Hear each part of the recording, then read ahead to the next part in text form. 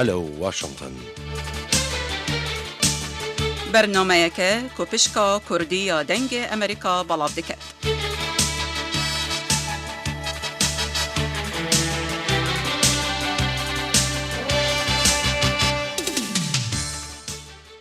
بینەران و جۆگرانی ئازیز ئەم کاتتان باش و بەخێربێنەوە بۆ بەرنامەی رادیۆ لەسەر تەلەڤیزیۆن و بەرنامەی ئەم کاتژمێرە تایبەتە بە بەرنامەی هەلە واشنگتن کە ئەویش تایبەتە بە کورد و شەڕی داعش. لەگەڵ دەست بە سەرداگرتنی شاری مووسڵ لەلایەن کۆمەڵی چەکداری ناسراو بە دەوڵەتی ئیسلامی لە عێراق و شام واتە داعش زەنجێکی مەترسی گەورە لە عێراق و ناوچەکە بەگشتی لێیدا. هەرێمی کوردستانی عێراقیش لەم مەترسیانە لە دوور نییە و ئەوە تا لە ناوچە دابڕاوەکان شەڕ و پێکدادان لە نێوان هێزەکانی پێشمەرگە و چەکدارانی داعش ڕوویانداوە و بەدەیان کوژرا و بریندار کەوتۆتەوە. لە کوردستانی سووریاش داعش زۆر بە درندانە پەلاماری خەڵکی کوردی داوە و تەنانەت لە کوێ دەرفەتی هەبوو بێت تەقینەوەی خۆکوژی ئەنجامداوە بەو هۆیانەوە سەدان کورد بوونەتە قوربانی. لەگەڵ ئەوەشدا لە کوردستان دەنجێک هەیە لەگەڵ ئەوەدایە کورد خۆی نەکاتە بە بەشێک لەم شەڕەی نێوان داعش و حکوومەتی سەرۆکوەزیر نوری مالیکی کە هەڵگیرساوە لە نێواندا. بەڵام خەڵکێکی زۆریش هەن دەڵێن داعش لە کۆتاییدا کوردیش ڕاستەوخۆ دەکاتە ئامانج و لە ئێستادا نایەوێت لە دوو بەرەدا شەڕ بکات. لێرەدا پرسیار ئەوەیە کورد لە ئێستادا دەست پێشخەری بکات لە هێرشکردنە سەر داعش یا تەنها بەرگری لە ناوچەکانی خۆی بکات. ئەگەر بێت و مالیکی لەم شەڕەدا سەرکەوتن بەدەست بهێنێت. پێشبینیەکان چین بۆ سیاسەتی داهاتووی مالیکی و بەتایبەتی بەرامبەر کورد و جێبەجێکردنی مادەی 140 دەستور. ئەمە بابەتی ئەم بەرنامەی هەلە واشنگتنە و من حەیدە کەریم لە بەشی کوردی ئەمریکا میێوانداری دەکەم و میێوانەکان ئەم بەڕێزانە دەبن. تارق جەوهەر سارمەمی ڕاوێژکاری ڕاگەیاندن لە پەرلەمانی هەرێمی کوردستانی عێراق و کادرێکی باڵای یەکێتی نیشتیمانی کوردستان. ئاری هەرسین ئەندامی پەرلەمانی هەرێمی کوردستانی عێراق لەسەر لیستی پارتی دیموکراتی کوردستان و هەروەها لەطیف فاتح فەرەج ڕۆژنامەوان لە کەرکووکەوە. ئێستا کاک تاریق جەوهەر سارمەمی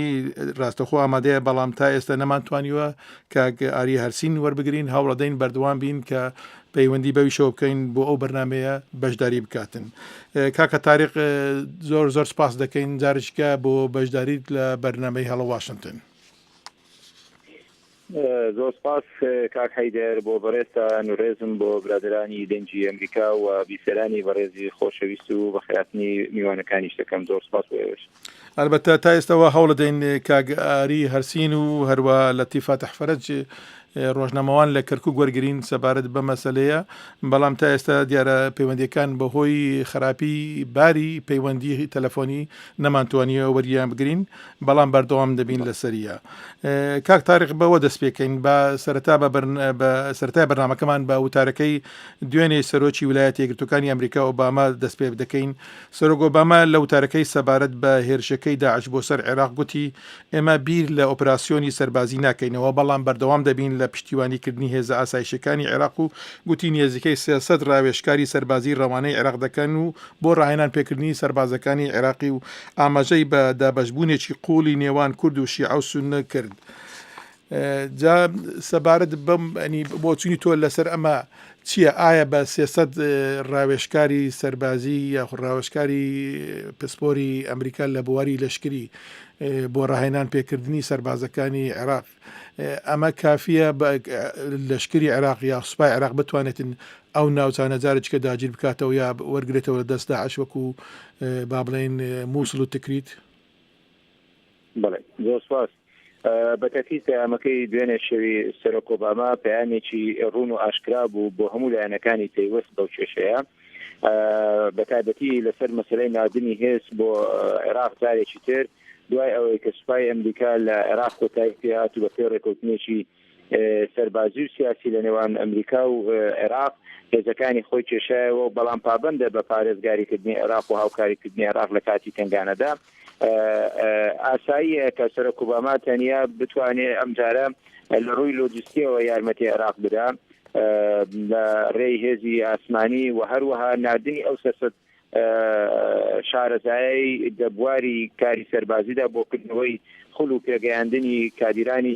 عێراقی هەر ئەوەندەی پێدەکرێت چونکە هەم لە ناوخۆی ئەمریکا گەلی ئەمریکا قبولی ئەوە ناکە جارشتر ئەمریکا بە جەنجێک بووەگرێ کە ببێتە مایەی قوربانیدان و زیان گەیاندن و کوشتنی سەربازانی ئەمریکا لە دۆخێکدا کە پێویستی بەوە نییە ئەمریکا لە قۆناغەدا بکوێتە ناو جەنگەڵە جارێکی تر بۆیە ئەمریکا دەتوانێت لە ڕێکردنەوەی خۆی لە عێراقش کێشەی ئەوەی نییە کە سەربازی نەبی لە کاتی خۆی لە دروخاندنی سەدام حوسێن لە 2003 سوپایەک نەبوو بە ناوی سوپای عێراقی بۆیە گرنگ بوو کە ئەمریکا بە لەشکرێکی زۆری سەربازی پیادەوە بەشداری تێدا بکە لە جەنگەکەدا بەڵام ئێستا قودۆخەکە گۆڕاوە ئەمریکا بەشداری کرد لە بنیادنانی سوپایەک بۆ عێراق ئەو سوپایە بەشێکی زۆر لە پێکاتەکانی عێراقی لە خۆگرتووە بەڵام کێشەی سوپای عێراق نەبوونی ئیرادەیەکی یەکگرتووە نەبوونی بەرنامەیەکە سەرکردایەتیکردنی ئەو سوپایەش بەدەستی لایەنێکە یان تایفەیەکەوە زیاتر کۆنتڕۆل کراوە بۆیە وای کردووە لە ڕووی قەنەعەتبوونەوە لە ڕووی بڕوابوون بەو پەیامەی کە سوپایەتی کاری لەسەر بکە تۆرێک لاوازی و بێمتمانەی هەیە و ئەو خەڵکێک ئێستا ئەندامە لە سوپای عێراقی ڕەنگە بڕوایان بەو شەڕە ناوخۆیە نەبێ کە لە بەرامبەر بە پێ بەشێک لە پێکاتەکانی عێراقدا ئەنجامی بدا بۆیە پێویستیان بەوە هەیە جۆرێک لە بەرزکردنەوەی ورە جۆرێک لە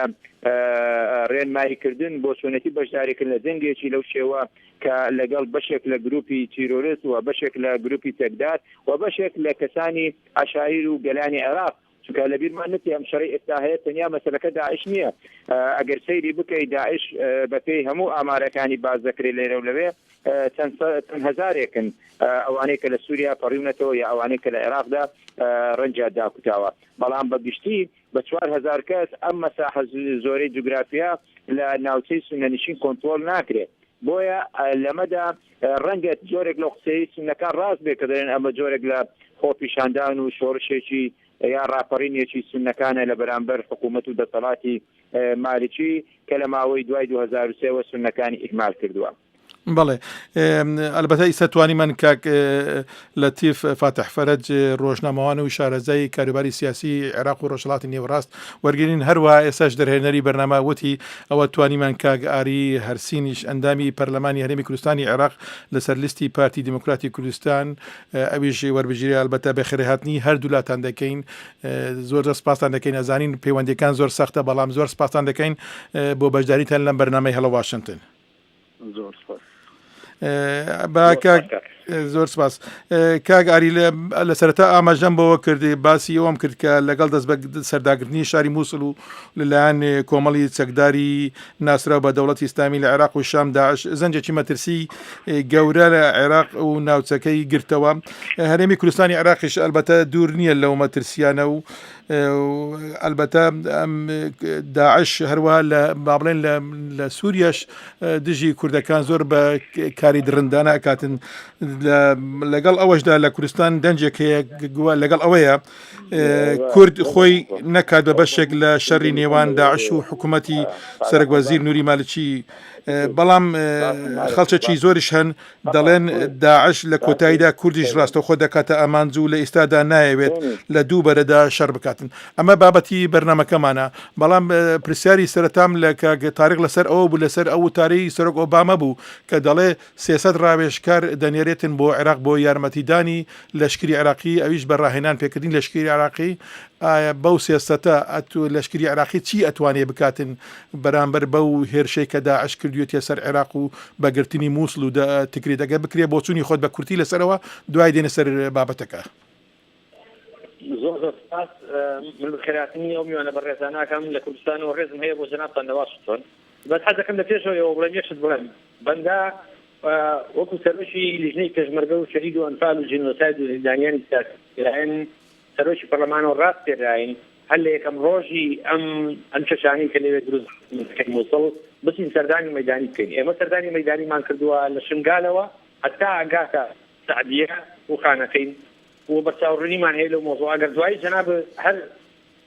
هەر پرسیارێکی هەبێت لەسەرەوە من لە خزمەتام بەنسبەت ئەوەی بەڕێز ئۆباما من حەزەکەم یەک دووشت بڵێم یەکەم ئەگەر بەڕاستی وڵاتی یەکگرتوەکانی ئەمریکا بەفەرۆشەوە وایە بۆ عێراق و پرۆسی دیموکراسی لە خۆڕاوەتی ناوەڕاست ئەم ناوچەی بەجێ نایەش داگیرکردنی لە چی و بەهێزنی لە چی ئەمە یەک دوو بەڕێز ئۆباما ئەوەی کە فەرموویەتی لەگەڵ ڕێز مابووی کە مەجموعەیەک ڕاوێستکارێنەوە it is a joke it is absolutely a joke ئەمە نوکتەیە یا خۆ بە ساحێکی قەزیەکە داریە نایزانی بەڵام کاک ئاری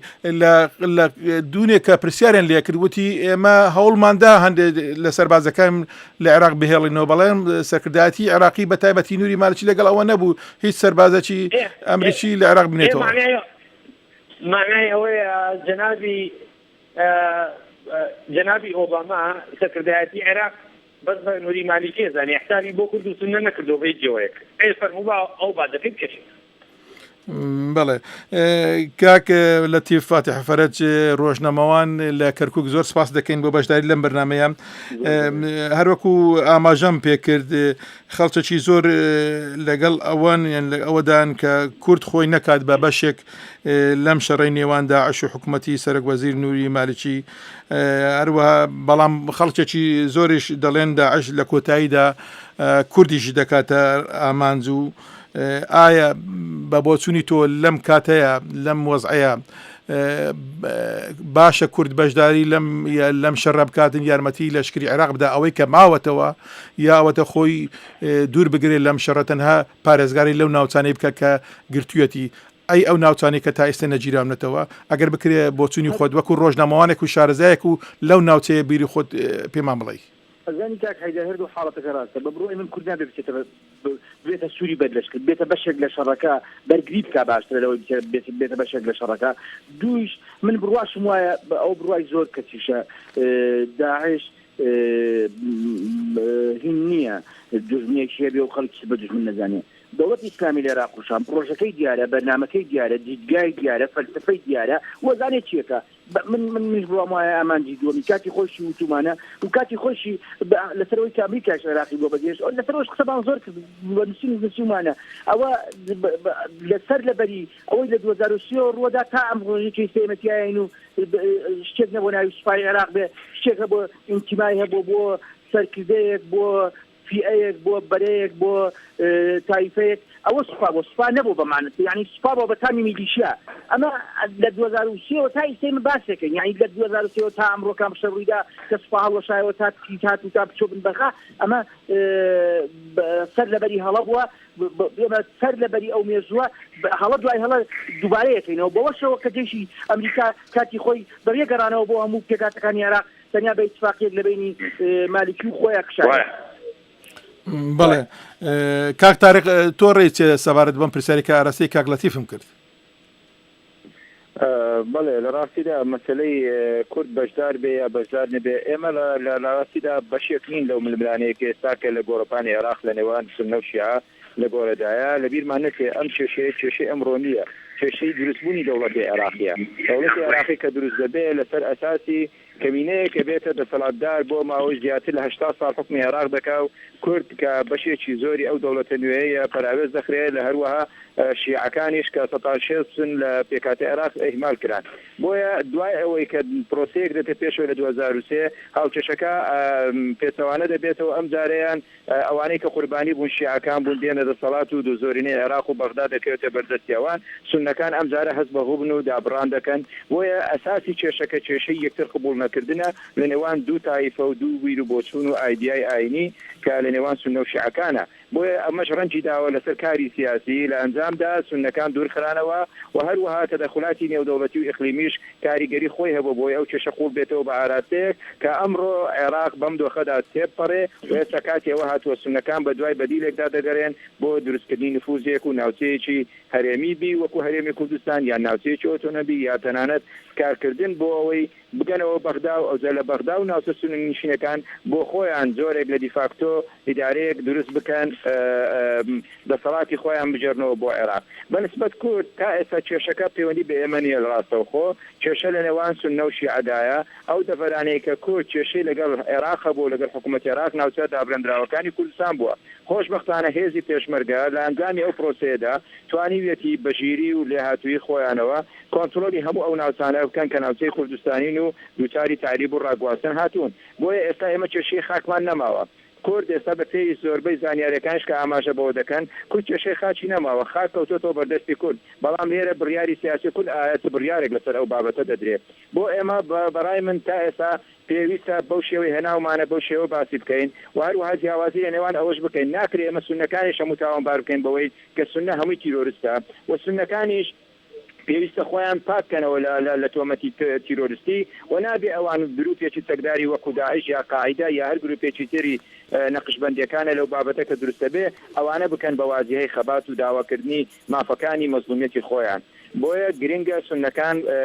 بە شێوازێکی مەدەنی کار بکەن تاوەکو سۆزی زیاتر بۆ خۆیان ڕاکێشن بۆ ئایندەیەکی دوورتر ئێمە کێشەی کورد دێنێ کاک تاریخ ئێمە لەگەڵ سونەیە لەگەڵ شیعانیە بۆیە منیش پێم وایە لەسەرەوە قەناعەتم ئەگەر کورد خۆی قایم نەکا لەو ناوچانە لە ڕووی هێزی سەربازیەوە لە ڕووی تعبیەی جەماوەریەوە لە ڕووی پێشکەشکردنی نمونەیەکی جوانی پێکەوە ژیان و خۆشگوزەرانی لەگەڵ عەرەب و تورکمان و مەسیحیەکانی ئەو ناوچانە بۆ ئایندەیەکی نزیک دوای یەکلایی بوونەوەی کێشەکانی مالیکی و یا شیعەکان و سونەکان ئەو کاتە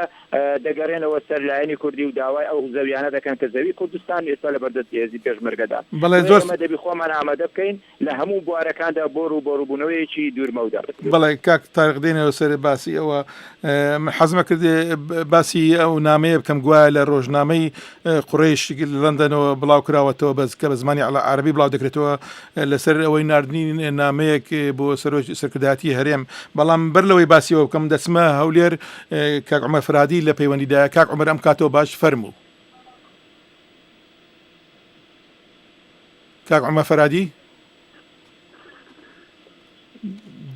دیارە پەیوەندەکەی پچراوە دێمە سەر ئەو نامێ گوایە ڕۆژنامەی قوڕیش کە لە لەندەن بە عەرەبی بڵاو دەبێتەوە لە سەرچاوەیەکی ئێرانی جێراوەتەوە کە سەرۆکوەزیر نووری مالیکی لە ڕێگای نەچیروان بارزانی سەرۆکوەزیری هەرێمی کوردستانی عێراق کە لە سەردانی تاران بوو نامەیەکی بۆ سەرۆکایەتی هەرێمی کوردستانی عێراق ناردووە و بۆ ڕێککەوتن لە نێوان هەردوو لە بەسەرپەرشتی ئێران گوایە مالیکی داوای لە سەرکردایەتی کورد کردووە ڕێگا بدات بۆ بەکارهێنانی هەرێمی کوردستان لەلایەن لەشکری عێراق بۆ گرتنەوەی شاری مووسڵ و هەروە تکریت لە بەرامبەردا مالیکی و هاوپەیمانەکانی رازی دەبن بۆ دەم و دەست جێبەجێکردنی مادەی 140 دەستور و گەڕاندنەوەی کەرکووک و ناوچە دابڕاوەکان بۆ سەر هەرێمی کوردستان و هەروەها بەڕێوەبرنی با بڵێن بەرەی یا بەرەی چەپی مووسڵ لەلایەن کوردەوە کاک ئاری ئەگەر ئەمە پێ دوایە ئەمە شتێکی تاکتیکیە ئەگەر یا ئەمەیە کە با بڵێن مالیکی و حکوومەتەکەی گەشت بە تەواتی گەشتونەتە ئەو قەنەعەتەی کە ئیتر ئەبێ لەگەڵ کورددا ڕێکەون ئەجینا بە تەواتی ئەو وەزعی کە بەرەو خراپ بوو ڕۆشتووە خراپتر دەبێت لە دەستیان دەرەچێتن تۆ ئێوە چۆن تێک دەگەن ئایا تاکتیکە یا ئەمە بە جدیەتی یا کورد چی بکات لەم مەسەلەیە ئەجا عرضەکەم خۆی تەمان مەرجعی ئێمە سەرکردایەتی سیاسی ئێمە لە هەرێمی کوردستان بە هەموو پێکاتە جیاوازەکانی کوردستانە و سەرۆکی کوردستان بەڕێز مەسعود بەرزانی ئەو مەرجعی یانی دوا کۆتای ئێمەیە بەڵام ئێمە لە کوردیا لە زمانی کوردیا شتێکمانەیە ئەڵێن دەستێ نەتوانن بیبڕن ماچێکن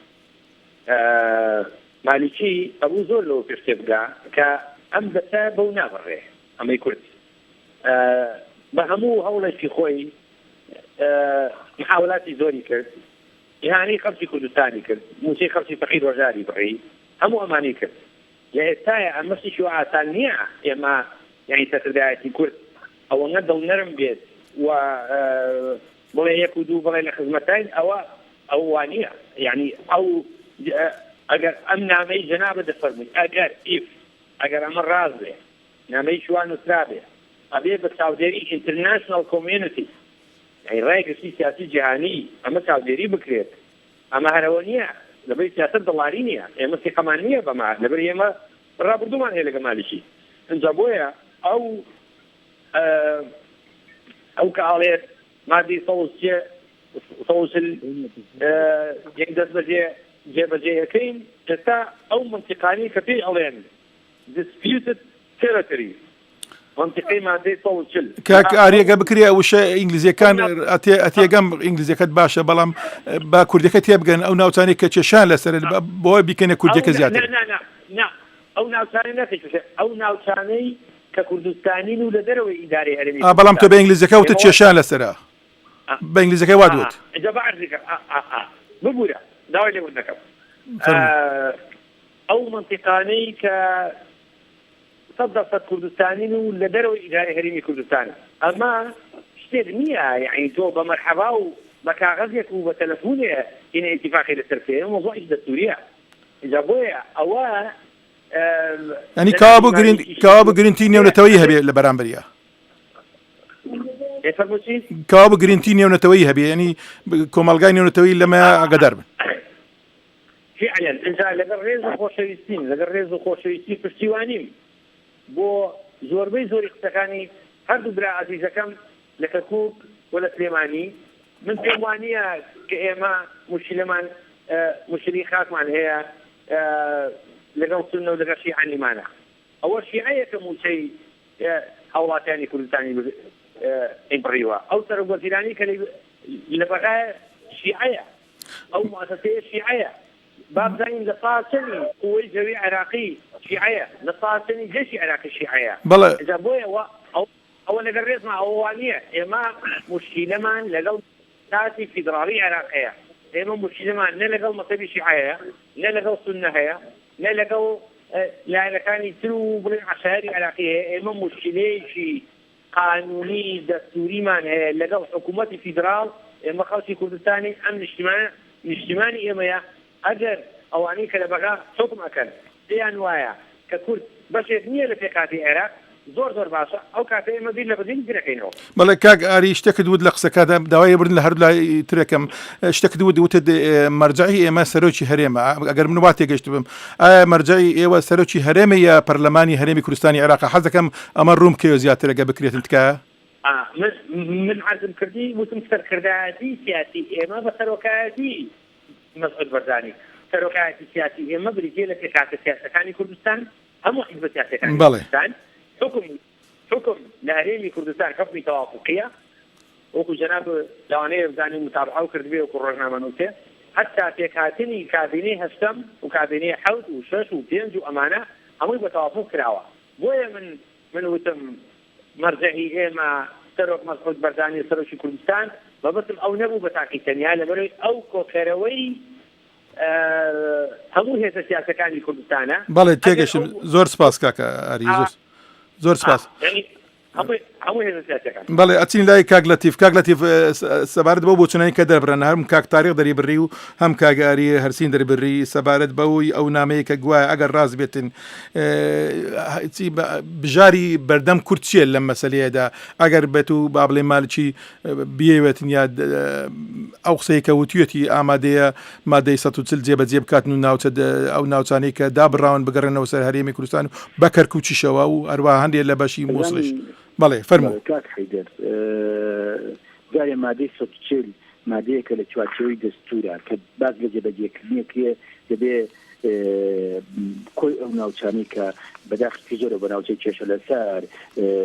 ناسراون دەبێ پێکهاتەکانی ئەو ناوچانە قسەی بکەن چونکە هەم ڕاپرسی تیاتریە هەم سەرژمێری تیاتریە لەبەرەوە ئەمانە یەکلاکەرەوە بن نەگەڵی مالیشی لە شوێنەکەی خۆی دێ منەمە بە جۆر نازان نامەکە تا چەند ڕاستە ئەمڕۆ چیوانی ئەسڵ وەساسی نیەوە ئەگەر ڕاستی بێگە بە شەفەیش ناردابێ ئەمە یەکێک لەو سینارۆیەی کە شیعە بۆ دەرپەڕانی کورد لە عێراق کاری بۆکە یعنی بۆی کە ماوەی لەمە پێش دەوڵەتی قانون لە درێگەی عیزە شابەندەر و خۆڵی خەڵکیترەوە وتیان با کورد بڕای ئەعلانی دەوڵەت کە دوای حەسەن عەلەوی لە کە یەکێکە لە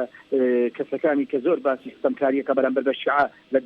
کتێبی ئەشیاء وەدەولە قەومیە زۆر باسیێواکە ئەو وتی با کورد حەقی خۆی جماعەتی دەوڵەت بێ ئێمە ڕاستە ئەمە حەقی خۆمانە ماسی خۆمان هەبێ و دەوڵەتمان هەبێ و قسە بە خۆی خۆمان بین بەڵام ئەوان ئەیڵێن بەو نیەتایڵێن ببنە زۆرینەی ڕەها لە عێراقا کە کورد دەچێتە درەوە لە عێراق ئەو لە 16 بەرزترێ بێتەوە یعنی ئەمەی تریش ئەم قسەیەش ڕێک وەک ئەو وایە ئەمەی کە نامەیەکی ناردۆڵە مادەی جێبەجێکەم مۆموستیەکەم باشە ئەو ئەوێ شەڕەکە لە شەڕی دەستورەوە بگوازێتەوە بۆ شەڕێکی تر کە مێژوێکی دوورودێژمانێ لەگەڵیا شەڕی ئەوەی بینی کورد و عەرەب لەسەر هەندێک ناوچەکەی یەمەن و داگیرکراوە کاتی خۆی لە سەردەمی حرس قەومیەکانە داگیرکراوە لە ڕابردووە داگیرکراوە ستەمکاری تیاکراوە تعریبی تیاکراوە یعنی ئەمە یاریەکی زۆر خراپە گەروا وتێتی و سەرکردایەتی سیاسی کورد بۆ ناکەم بۆ جۆرە نامانە یعنی خوێندنەوەیان نەبێ و یەکسەر بچنە پای ڕێککەوتنەوەوانە.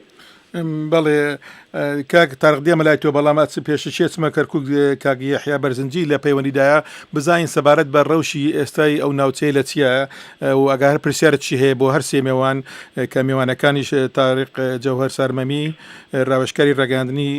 پەرلەمانی هەرێمی کوردستانی عێراق و هەروە کاک ئاری هەرسین ئەندامی پەرلەمانی هەرێمی کوردستانی عێراق لەسەر لیستی پارتی دیموکراتی کوردستان و کاک لەتیف فاتح فەرەج ڕۆژنامەوان و شارەزای سیاسی ڕۆژهەڵاتی نێوەڕاست و عێراق. کاکە یحیا فەرموو. طبعا دوو ڕۆژە ڕەوشی کەرکووک بەهان تارە دێت باز لە ناوخۆی شارەکە ناکەین تا ئارامە بەڵام هەندێک ئاڵۆزی هەیە بەڵام من ئەلبەتە وانە شتی نوێ نییە وەکۆی کە باسی کەین بەڵام من پرسیارێکم هەیە لەسەرەوەی کە ئایا کورد لەم ڕەوشە تازەیە ئایا بە سەرکردایەتی کورد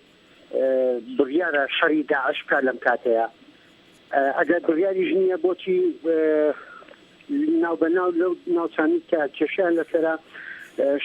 شەڕی داعش ڕوویە و ڕوبەڕووبوونەوە ڕوویە. من یەک نمونەتان پێ بڵێم ئەو ڕۆژەی یەکەم ڕۆژیە و کێشانی کە بڵێن شەڕ دروست بوو لە بینی داعش و هێزەکانی پۆلیسی قەزا و ناحیەکان و هێزی پێشمەرگە لەوێ بەرپرسێک لە تۆسخورمات و بەرپرسێکی باڵای کورد هەم لە هێزەکانی پێشمەرگە کە قسەم لەگەڵا وتی سەرکردایەتی کورد جارێ بڕیاری نییەوە شەڕی داعش بکات بەس ئێمە ناوچەکانی خۆمان کۆنترۆڵەکەین لەوێدا بەرگری ئەکەین. بەڕاستی حەزەکەم ئەو برادرانیانی ئەوە ڕوون بکەنەوە ئەنجا حاڵکێکی کەس بەڕاستی لە ئێمە هێزی پێشمەرگە هێزێکە لە ڕووی سایکۆلۆژی و بەڕاستی هێزێکی زۆر هەڵوەشاوەیە بەداخەوە قسەیەکەم لەبەر ئەوەی بە هیچ جۆرە ڕاست نییە موچەی هێزی پێشمەرگە موچەیەکی زۆر زۆر کەمە ئەو ئالیاتیشتانی کە پێویستیانە بەڕاستی هی ئەوە نییە کە بتوان مقاومەیەکی زۆر باشی پێ بکەن بەڕاستی نازانم یعنی کە باز لە هەرچی گۆڕانکاریەت کورد هەبێت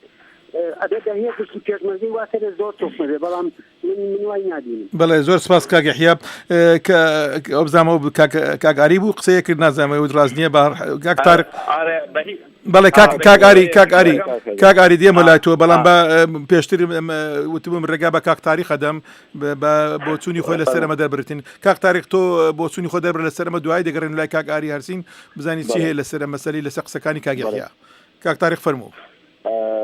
بەڵێ زۆر سپاس. من ڕێزم بۆ قسەکانی کاک یحیا هەیە. من پێم وایە هێزی پێشمەرگە خاوەنی ورەیەکی بەرزە خاوەنی ئیرادەیەکی بەهێزە و لە ڕووی سەک و تفاقێکەوە هێزی پێشمەرگە ئێستا لە سەردەمانی پێشوو زۆر باشترە لە ڕووی هەستی نەتەوەیە ئەمڕۆ لە قۆناغێکی زۆر باشدا هەیە و ئەم قسانە قسەی ئێمە نین. کاک یحیا ئەگەر خۆی ڕۆژنامەنووسێکی کوردە لە ناو کەرکووکیش دەژی و نزیکیشە لە سنوورەکانی تخوب لەگەڵ داعش و هێزی پێشمەرگەش ئاگادارە هاوکات ڕۆژنامەنووسانی بیانی من خۆم چەند ڕۆژنامەنووسی بیانیم لە ڕۆژانە بینیوە کە تاوپێکردنیان لەگەڵ من کردووە و قسەم لەگەڵیان کردووە چۆن هێزی پێشمەرگە وەرەی خەڵک و معنەویاتی خەڵک دەبینن لەوێ زۆر بە شانازی و باسییان کرد. ئێوە هێزێکی زۆر ئازاتانێ هێزێک کە خاوەنی ورەیەکی بەرزە لە ڕوبەڕووبوونەوەی تیرۆردا یعنی قسەکانی کاگەهاگە ڕۆژنامەنووسێکی غەیری کوردی بەڵام کاک تاریخ لامان ئاسایی دەبوو بەڵام کاک تاریخ ڕەنگە کاک تاریخ پێویست لەبەردەستی هێزی پێشمەرگەی بەتەکید وایە لەبەرەوەی حکوومەتی فیدرالی کەم تەرخەم بۆ لە دابینکردی سەک و تفاقی پێویست بۆ هێزی پێشمەرگە وەک بەشێک لە سوپای عێراقی ئەمە سەبارەت بەو کاک تاریخ بووبورە ئەوەی یحیا باسی کرد بێزگەلەوە باسی ئەوەشی کە موچەی پێشمەرگە زۆر جار کەمە و جاری وایە نەدراوە مەبەستی هەر ئێستا نیە ڕاستە لەوانە ئێستا دابین کرابێ بەڵام پێشتریش چکە بینیمانە تەلەڤیزیۆن لە بەرنامەکانە بینیمانە پێشمەرگە ئەگریا دەیوت هیچ یەک فلوسی نیە لە بەرەی پێشەوە بوو ئەنی ئەگری ئەیوت ئامادەی هەموو شتێ بکە بەڵام کەسوکاری لە ئەنی هیچ شتیان داهاتەچیان نەبوو باسی ئەوە ئەکاتن. ڕاستە لەو ناحێدا هێزی پێشمەرگە کاتی خۆشی کە خەڵک ئەبووە پێشمەرگە نەبوو موچە دەبوو بە پێشمەرگە نەپێویستیشی بە موچە بووە بۆیە هێزی پێشمەرگە نابکرێت گرێدێ بە موچە معنەویاتی هێزی پێشمەرگە لە موچەکە بەرزترە ڕاستە واجبی حکوومەتی هەرێمی کوردستان و پێشم وایە ئێستا کە احتیمامێکی باش لەو ئاراستەیەدا هەیە کە حکوومەت بڕیاری داوە موچەی هێزی پێشمەرگە لە سەروی موچەی هەموو وەزارەتەکانی ترەوە بێ و کاریش دەکرێت من پێم وایە هەندێک لە فراکسیۆنەکان لە نێو پەرلەمان بۆ ئەوەی بە شێوەیەکی گشتی موچەی هێزی پێشمەرگە زیاد بکرێت لە بەیاسا ئەوەش کارێکی باشە ڕاستە ئێمە دواکەوتوین بەڵام مانای ئەوە نیە هێزی پێشمەرگە گەر موچەی نەدێ شەڕ نەکا لە ڕووی سایکۆلۆژیەوە من پێم وایە هێزی پێشمەرگە لە ئاستێکی بەرزی معنەویاتدایە بە پێچەوانەی قسەکانی کاگەی هەیە زۆر سپاس لەبارەت بە خاڵێکی تر دەمەوێت قسەی لەسەر بکەم مەسەلەی ئەوەی کە هەندێک تعلیقێکی بچووک لەسەر قسەی کاک ئاری سەبارەت بە مەرجع بوونی چێ مەرجع لە پەرلەمانە یا سەرۆکایەتی هەرێم و من پێم وایە لە دوای غیابی فەخامەتی سەرۆک تاڵەبانی لە گۆڕەپانی سیاسی عێراق و کوردستان بەتەکید جنابی سەرۆکی هەرێم کاک مەسعود وەکو چەترێک بۆ کۆکردنەوەی هەموو لایەنە سیاسیەکانی کوردستان ڕۆڵی گرنگی هەبووە و دەشتوانی لەو ئاراستەیەدا بەردەوام بێ بۆ ئەوەی تا کاروانی نەتەوەییمان دەگاتە منزبگای ئارام و جگە لەوەش بە یاسا بە بڕیار لە ساڵی 2005 پەرلەمانی کوردستان مەرجعی بڕیارە چارەنووسسازەکانە لە هەرێمی کوردستان و ئەم قسەیەش لە ڕوونکردنەوەیەکدا لەسەر مەسلەی دابشکردنی پۆستە سیادیەکان لە عێراقدا کە هاتە پێشەوە سەرۆکایەتی دیوانی هەرێمی کوردستان خۆی بڕیاریدا کە ئەو مەسەلانە مەسلەی چارەنووسساز هەمووی لە پەرلەمانی کوردستانەوە یەکلای دەکرێتەوە بۆیە مەرجعی بڕیارە چارەنووسسازەکانی کورد بەلای منەوە پێم وایە کاگاریش ڕەنگە ئاگای لەو بڕیارە هەبێ بەزانگە بیری چی بێ باسی بکە پەرلەمان مەرجع نەک سەرکردایەتی لایەنە سیاسیەکان لایەنە سیاسیەکانیش دوزار دەبێ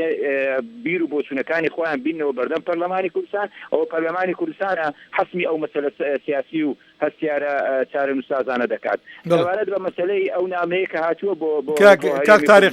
کاک تاریخ شێک لەسەر کەرکوو بکرێ من بڕوان بەو نەقارە نییە من پێم وایە 8 ساڵ بەجار هەبوو لە بەردەم مالیکی بەڵام یەک هەنگاوی نێناوە هەڵنەهێناوە بۆ جێبەجێکردنی ئەو مەسەلەیە بۆ ئەوەندا شاویلکانە بڕوا بەو جۆرە نامانە بکە بەڵکو ئێمە دەبی دانیشین بەرژەوەندی خۆمان بەرژەوەندی نەتەوەیمان یەخستنی هەڵوێستەکانی خۆمان لەو چوارچێوەیەدا ئێمە مامەڵە بە یەک چاو سەیری سنە و شیعەکان بکەین و هەوڵ بدەین خۆمان نەکەین بەتەڕەف زۆر سپاس کاک تاریخ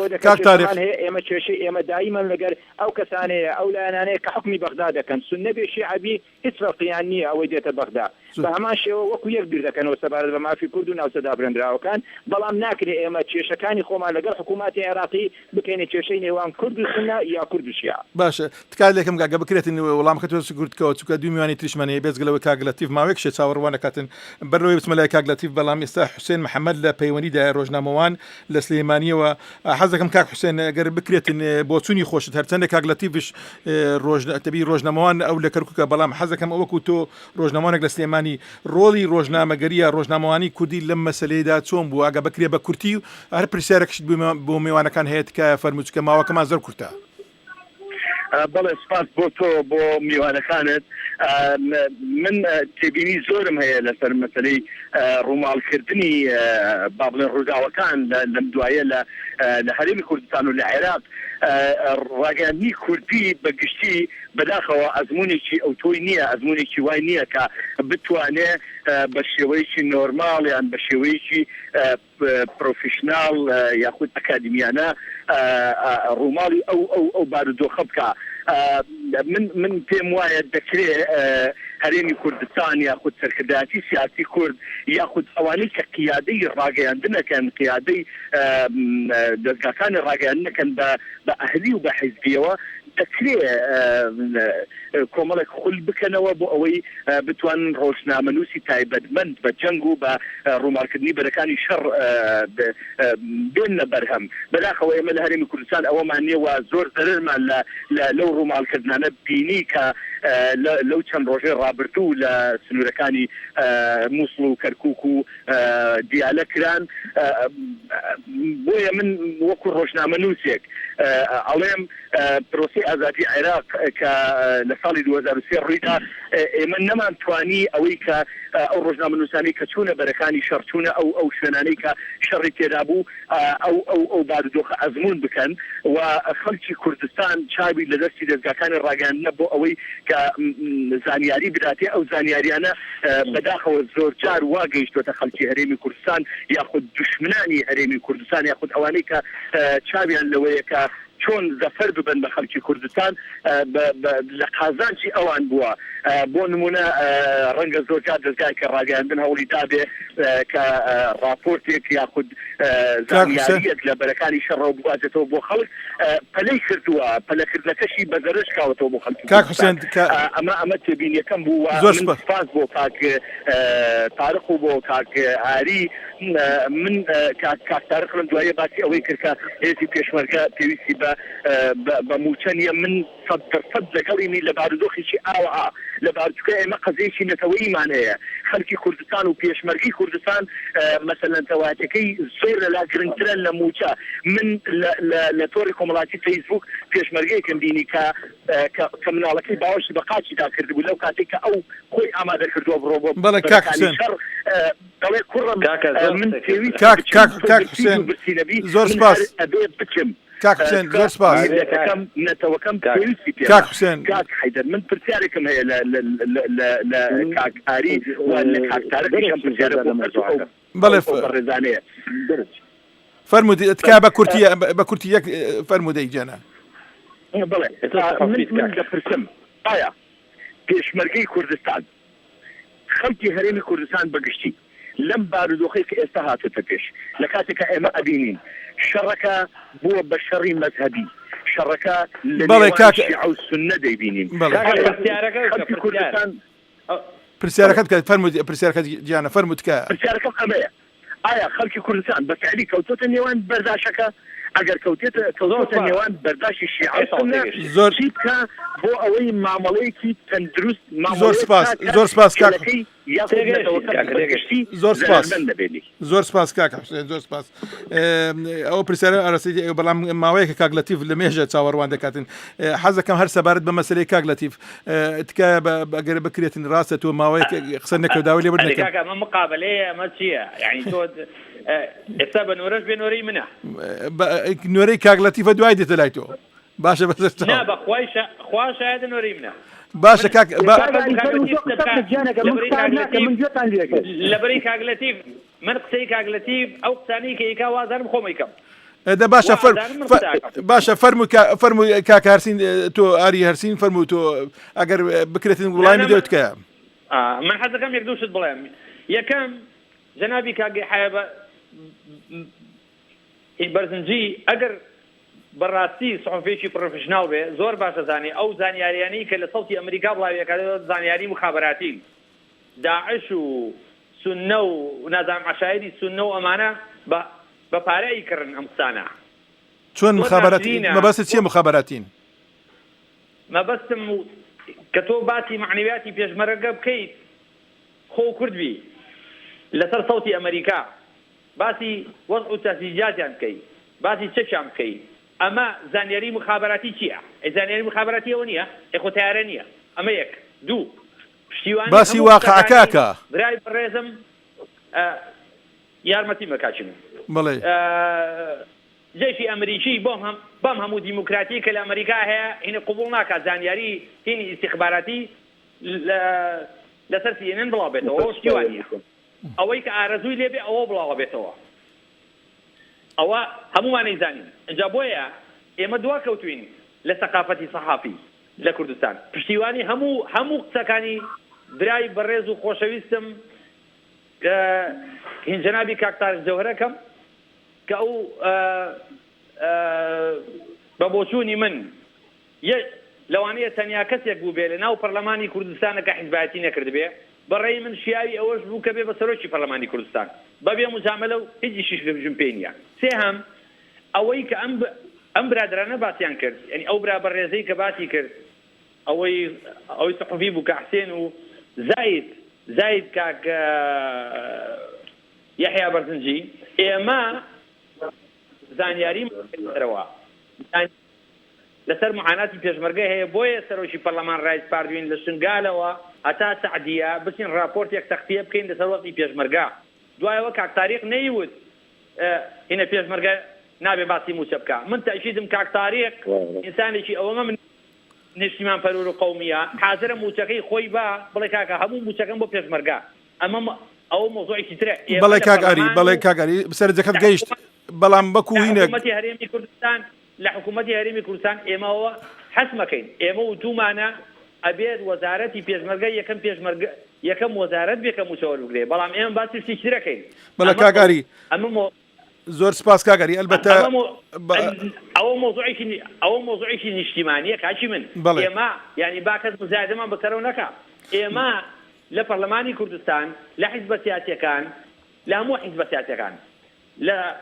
لە ئەنجومەنی وەزیران و لە سەرۆکایەتی هەرێم ئێمە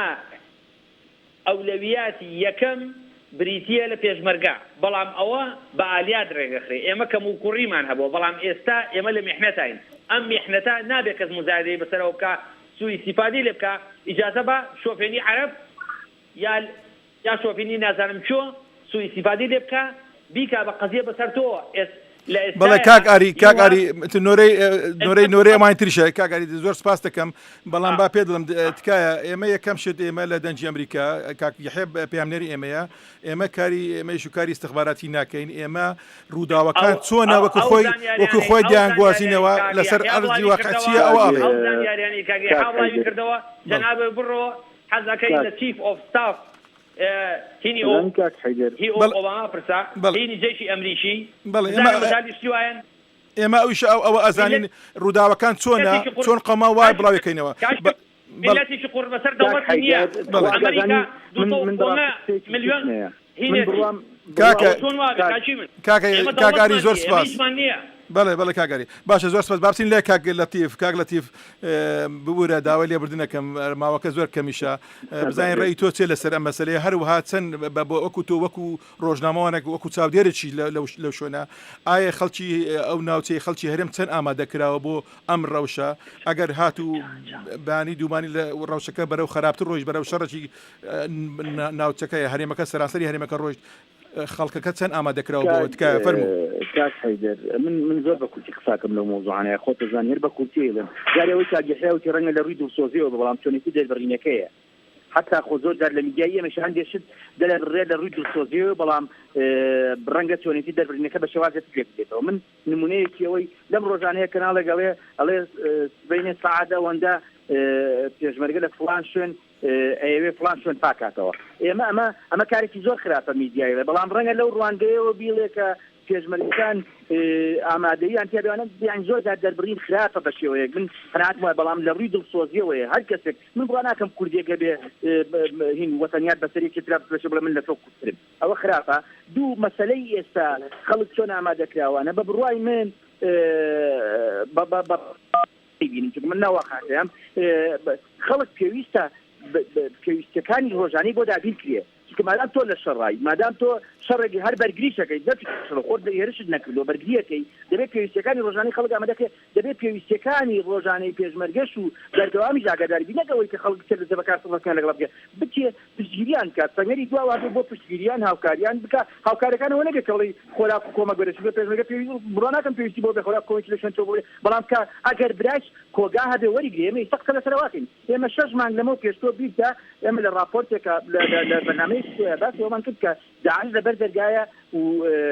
ئەبێت ئاڕەشەی گەورە لە 2014 ئەمە بەرنامەی بۆ لەگەڵ توایە کردومانە و باسمان کردو ئێستا و 6 مانگکە تێپەڕی و ئێستا داعش فعلەن بۆ هەڕەشە گەورەکە ئێستا چی بکەین ئەوەی کە زۆر گرنگە ئەوەیە ئێمە بەرگری لەم ناوچانەی خۆمان بکەین معنویاتی ئینسانی خۆمان بەرزکەینەوە و بەڕاستیش دانوستانیش لەگەڵ نێرەکانمانەکەین بۆ بەردیهێنانی مافەکانی خۆمان مافی زۆرمان هەیە بەدینە هاتۆ دانوستانی لەسەر بکەین تا ئەگا تا ئاسیەوەی ئەگەر بڕیاری سەر بەخۆی دەیت لە ئیستا باشتر نیە بۆی بڕیاری کرد زۆر سپاس کاک ئاری و کاک تاریخ کاک ئاری یەک دقەمە ماوە 30 ثانیە بۆ تۆ 30 ثانیەش بۆ تا کاک تاریخ فەرموو کاک ئاری دوا قسەت بە 30 ثانیە من یحیە بەرزیزی ڕفیقمە من ئەزانم دەچ شوێنێکەوە قساکە بەڵام من یەکش دەڵێم ئێمە ئەوەی کە کورد پێویستی پێێتی خەڵکی کوردستان پێویستی پێێتی یەک ڕیزی نیشتیمانیە بەبێ بیرکردنەوە لە چوارچێوەی تەسکی حیزبایەتیە و تەئکید بن کە ورەی پێشمەرگە زۆر بەرزە ئێمە لە خزمەتیان نبووین و ئەوە ڕۆژانە ئەیبینین ئەوە ڕۆژانە ئەیبین لە تەلەڤیزیۆنەکان ئەیبین هەموو باسەکان هەموو ئامادەن لە دەستنێ پێشەوە خۆیان بەختەکەن من لێ بووم قوربان جان لە شنگالەوە هەتا سعدیە محوەری یەکەمە بەڵێ زۆر سپاس کاک ئاری 30 ثانیە پێشمەرگە هەمومان لێوێ بووین زۆر سپاس جا بۆیە ئینشاڵڵا زۆر سپاس کاک تاریخ داوای لێبوردنەکەم ماوامان نما هەر ئەوەندە ماوەکەمان بوو کاک تاریخ جەوهەر سەرمەمی ڕاوێژکاری ڕاگەیاندن لە پەرلەمانی هەرێمی کوردستانی عێراق و هەروە کاک ئاری هەرسین ئەندامی پەرلەمانی هەرێمی کوردستانی عێراق لەسەر لیستی پارتی دیموکراتی کوردستان و کاک لەتیف فاتح فەرەج ڕۆژنەمەوان و شارەزای سیاسی ڕۆژهەڵاتی نێوەڕاست و عێراق زۆر سپاسان دەکەین بۆ بەشداریتان لەم بەرنامەیە هەروە زۆر سپاس بۆ ئازیزان بۆ جۆگرانی ئازیز و بەشداریان و داوای لێبوردنش لەوانەکەین کە نەماتوانیت پەیوەندیەکانیان وەگرین هەروەها بە سڵاوی هاوکارم شوان ڕەشید و خۆشم حەیدەر کەریم داوای کاتێکی خۆشتان بۆ دەکەین ئێرە بەشی کوردیە دەنجی ئەمریکا.